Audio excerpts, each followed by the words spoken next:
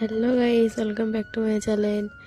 তো আমি অনন্যা। তো আমি 2026 ফার্স্ট জানুয়ারি গিয়েছিলাম মায়াপুর। তো তোমরা দেখতেই পাচ্ছ। তো সবার ফার্স্ট ট্রেন থেকে নেমে অটো থেকে নেমে নবদ্বীপ ঘাট দিয়ে নৌকায় করে চলে গেলাম মায়াপুর ধাম। দেখতেই পাচ্ছ, আমরা গিয়েছিলাম মোট 4 জন, আমি আমার ফ্রেন্ডরা মিলে। তো তোমরা দেখতেই পাচ্ছ আমরা চলে এসেছি। তো ওই যে দূরে দেখা যাচ্ছে দেখতেই পাচ্ছ, ফার্স্ট জানুয়ারিতে অনেক লোকই এসেছিল, বেশ ভিড় হয়েছিল মায়াপুরে। তো আমরা আবার ফার্স্ট প্রসাদের লাইনে দাঁড়িয়েছিলাম টিকিট কাউন্টারে। অনেকটাই ভিড় ছিল যদিও বা, তোমরা দেখতেই পাচ্ছ।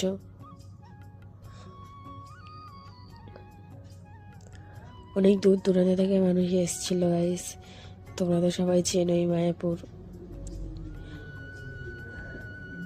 আমি বলছি এখানে যে এতটা ভিড় কোনোদিন দেখিনি, আজ ফার্স্ট টাইম দেখলাম।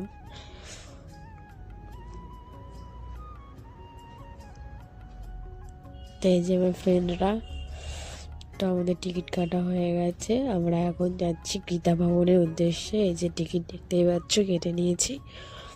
তো চলো, আমি এখন লাইনে দাঁড়িয়ে পড়বো প্রবেশ করার জন্য ভেতরে। প্রথমে তো সবার ফার্স্ট জুতোটা রেখে দিতে হবে খুলে।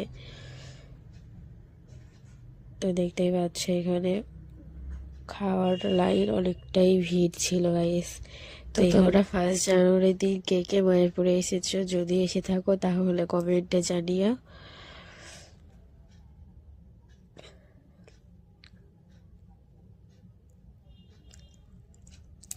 তো এখানে লাইনে দাঁড়িয়ে আছি। তো তোমরা দেখতেই পাচ্ছ এই যে ফুলের গার্ডেন, হ্যাঁ ফুলের গার্ডেন।